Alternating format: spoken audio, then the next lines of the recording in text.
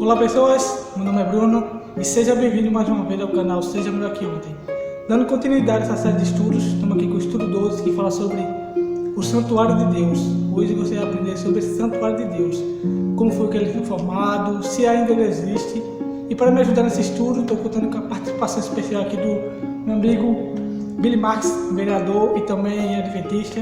A gente pode fazer um excelente estudo.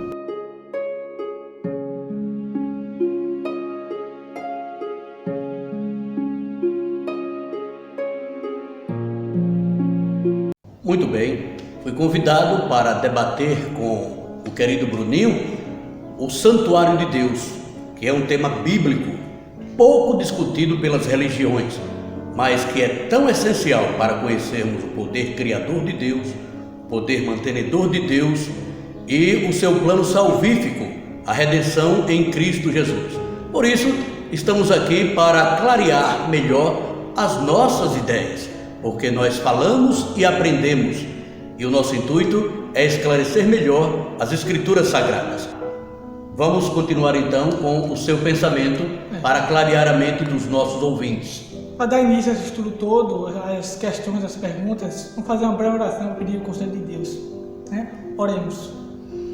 Senhor Deus, Eterno Pai, mais uma oportunidade de nos cuidar, Senhor, de compartilhar a Tua Palavra, que a partir desse estudo, Senhor, a gente possa aprender várias coisas, que o Senhor possa estar no comando de tudo, Senhor. Nos usa, fala, seja conosco, Pai, em todo momento.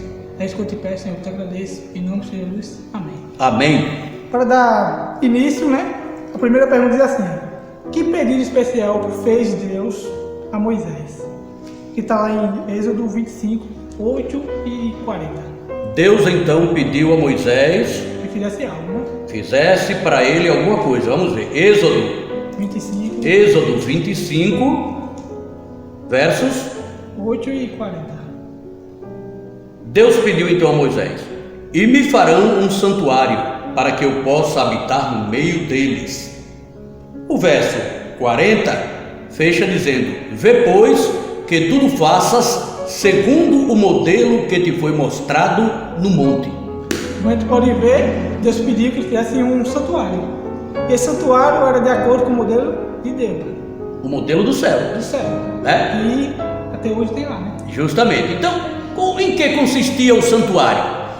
O santuário tinha 3 compartimentos. Tinha o pátio, que é o que ficava ao redor. Tinha o lugar santo, que já era a primeira parte do santuário, como uma igreja igual a essa, que vem até aqui. E tinha o Santo dos Santos, que era separado por uma cortina. 3 partes: o pátio, o lugar santo, onde a congregação ficava e podia ver a mobília, e o lugar santíssimo, onde só podia entrar o sacerdote, e uma vez por ano o sumo sacerdote para fazer purificação. Então já aprendemos que o que Deus pediu a ele para fazer foi um santuário à semelhança do que existe no céu: o pátio, a parte santa e o santíssimo. Esse era o modelo que inclusive aqui na terra era montado e desmontado, que era feito com madeiras, naquele tempo, e cortinas e cobertas com ouro. Era uma coisa linda. Isso é igual ao céu, E o desenho que foi dado a Moisés foi dado por Deus. Moisés teria que fazer segundo o que Deus estava lhe mostrando. Foi o que ele pediu. E agora a terceira pergunta é o seguinte: em que consistia o serviço diário? Aquele serviço diário que sempre tinha, um cordeiro crucificado e tal. O que significava esse serviço diário, Que está lá em Êxodo, Êxodo. Pode falar? Vamos para a Bíblia, A Bíblia é o mais importante. Êxodo 29, vamos passar aqui ligeirinho. 38 a 42. 38 a 42, que diz: isto é o que oferecerás sobre o altar: 2 cordeiros de 1 ano, cada dia continuamente. Um cordeiro oferecerás pela manhã e o outro ao pôr do sol. Com o cordeiro, a 10ª parte de um efa de flor de farinha, amassada com a 4ª parte de um hin de azeite batido, e para a libação, a 4ª parte de um hin de vinho. O outro cordeiro oferecerás ao pôr do sol. A história do pôr do sol, como é lindo, como oferta de manjares, e a libação como de manhã. de aroma agradável, oferta queimada ao Senhor. Este será o holocausto contínuo por vossas gerações, à porta da tenda da congregação, perante o Senhor, onde vos encontrarei para falar contigo ali. Que coisa linda, né? Então Deus estava mandando Moisés fazer um santuário para, entre outras coisas, poder falar com ele e com o povo ali. Então, consistia em quê, Billy Marx? O santuário era uma lei cerimonial, fazia parte da lei cerimonial, que inclusive foi muito válida até a morte de Cristo. Então, quando Deus mandou o seu povo fazer o santuário, 40 anos no deserto, e depois de 40 anos, praticamente mais 1000 anos até Cristo nascer, esse lugar, esse santuário, deveria ser o lugar de encontro de Deus com o seu povo. É claro que Deus está com a gente em nossa casa, em nosso trabalho, andando de bicicleta, em qualquer caminho. Naquele tempo também era assim. Mas os encontros especiais para pedir a Deus perdão pelos pecados, para fazer culto a Deus, deveria naquele tempo ter a presença inclusive de um animalzinho, um cordeiro, que fosse um boi, mas vamos falar do cordeiro, que tudo tinha a mesma validade para Deus. Um cordeiro deveria ser imolado pelo povo pela manhã, ao raiar o sol, e o outro ao pôr do sol, quando terminava o dia e começava o outro dia. Esses animaizinhos que morriam sacrificados simbolizavam Jesus, o libertador que haveria de nascer. Por isso, é muito importante o estudo do santuário que conduziu o povo de Deus, todos os povos, até o nascimento e o sacrifício de Cristo Jesus. Dando continuidade, né? Vamos para a quarta pergunta que diz: qual era a festa que dava fim ao ciclo anual dessa cerimônia? Que está lá em Levítico. Vamos para Levítico. Levítico 23 e 27. Levíticos 23, o capítulo, né? Verso 27. Que diz assim: mas aos 10 do mês sétimo será o dia da expiação, tereis santa convocação e afligireis a vossa alma, trareis oferta queimada ao Senhor. Peraí, Billy Marx. Expiação, o que é isso? Expiação significa apagar pecados. Expiar significa confessar e ter o pecado perdoado, colocar a vida do homem em dia diante de Deus.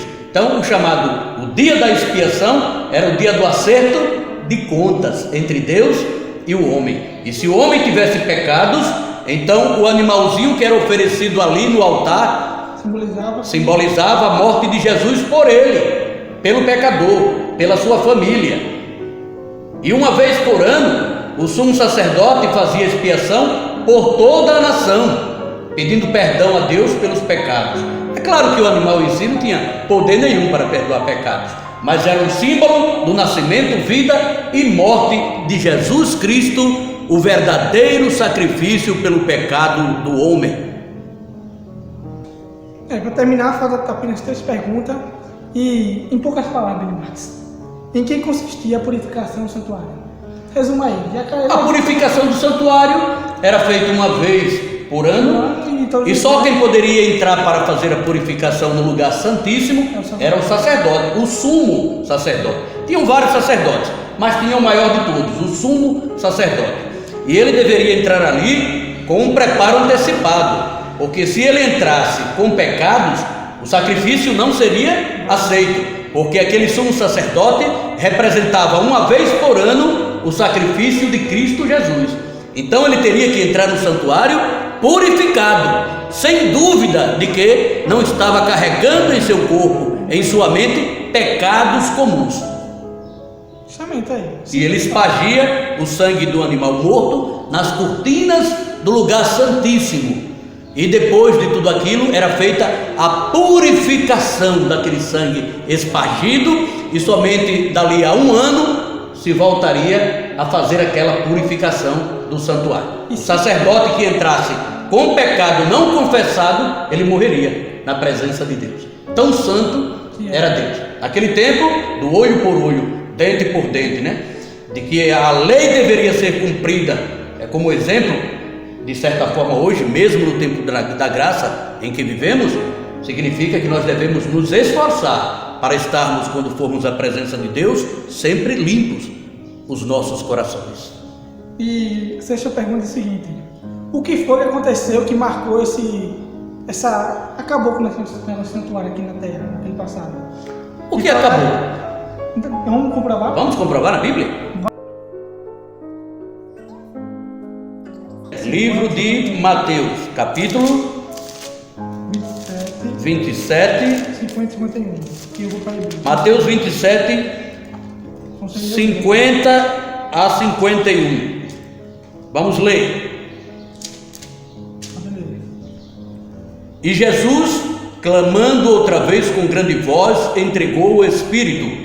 Eis que o véu do santuário se rasgou em duas partes, de alto a baixo, tremeu a terra, fenderam-se as rochas. Então vemos que o que culminou com o santuário aqui na terra, com a sua validade, foi quando Jesus expirou e entregou a sua vida lá na cruz.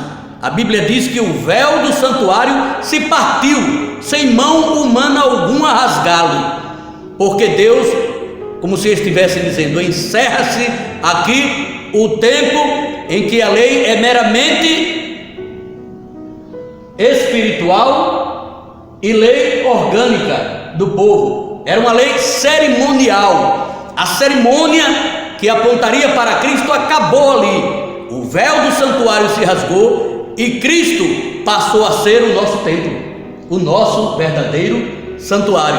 E hoje o encontramos desde aquele dia, quando o véu se rasgou, no santuário celeste, e o que nos leva até lá são as nossas orações. E Ele é o nosso sacerdote lá no céu. Ele é o único sumo sacerdote capaz de nos salvar.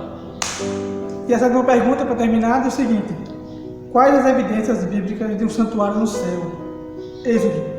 Vamos ver. 40. Êxodo 25, 40. Eu vou para o Apocalipse aqui. Como você Lá. Êxodo 25, 40 diz assim, a respeito da prova de que existe um santuário lá no céu.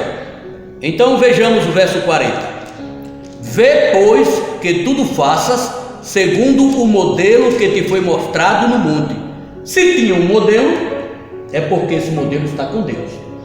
Então, há uma prova cabal das Escrituras de que o santuário que Moisés fez aqui na terra, uma pálida ideia, é a ideia, a figura do verdadeiro que existe lá no céu, onde Deus, por meio de Jesus Cristo, nosso sumo sacerdote, está intercedendo por nós. E Apocalipse 11, 19 diz assim: abriu-se então o santuário de Deus, que se acha no céu, e foi vista a arca da aliança no seu santuário, e sobrevieram relâmpagos, vozes, trovões, terremoto e grande saraivada. Quem foi que viu isso? João que escreveu o livro de Apocalipse.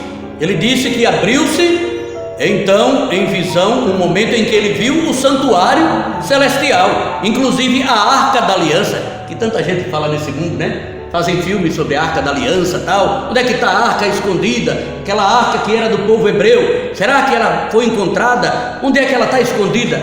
Essa arca, tudo indica, como João viu, está lá no céu. Deus levou a arca da aliança com os 10 mandamentos dentro, né? E a vara de Arão que floresceu, e um pouco do maná que o povo comeu na terra, para o céu, e haverá de mostrá-la para os salvos quando todos chegarem lá. Então todos conheceremos a verdadeira arca que foi construída aqui na terra, que tanta gente, né? Steven Spielberg já fez tanto filme, e outros grandes cineastas falando da arca, onde é que ela está, tal. Mas Jesus disse que nós veremos a arca. João, na visão do Apocalipse, já viu, e ele viu que ela estava onde? No santuário celestial. Gente, a lição do santuário é verdadeira. Faça da sua igreja o seu santuário. Saiba que Deus quer te levar para conhecer a eternidade. Seus olhos, meus olhos, nunca viram, e nossos ouvidos nunca ouviram as coisas deliciosas, as visões magnificentes que existem com Deus. E tudo que nós conhecemos aqui na Escritura, haveremos de repaginá-la lá no céu, como o santuário que foi visto por João no Apocalipse, lá no céu. Que beleza vai ser isso, eu quero estar lá. Também, nós todos queremos. Vamos lá, vamos fazer um pacto para estar na eternidade com Deus e conhecer o seu verdadeiro santuário. Mas o estudo terminamos. Se você tiver alguma dúvida, deixe nos comentários que a gente vai responder. E para terminar, Billy Marques vai fazer uma breve oração para despedirmos. Vamos orar. Pai querido que estás nos céus, obrigado por esse momento de estudo da Escritura Sagrada. Estudamos sobre o santuário. Rapidinho, deixamos de falar outras coisas, mas o básico nós falamos, que existe um santuário eterno no céu, que Deus pediu para Moisés fazer uma figura do santuário para habitar no meio do seu povo. Depois, pelo seu sacrifício, Cristo encerrou a etapa do santuário móvel aqui na terra. E agora estamos aqui pela fé, orando, nos dirigindo a Jesus Cristo, nosso sumo sacerdote, lá no santuário celestial. Obrigado, Senhor, pela fé, pela esperança, pela convicção que queima nossos corações. Que muitas almas se convertam, aliás, que todos possam se converter, porque no céu há lugar para todos. Infelizmente, muitos não estão pensando nisso, mas derrama sobre nós, Senhor, o Teu Santo Espírito e a Tua conversão para agirmos em Teu nome e abreviarmos a volta de Cristo, onde haveremos de conhecer os portais da eternidade. Obrigado e abençoa a todos que nos assistem, em nome de Jesus. Amém.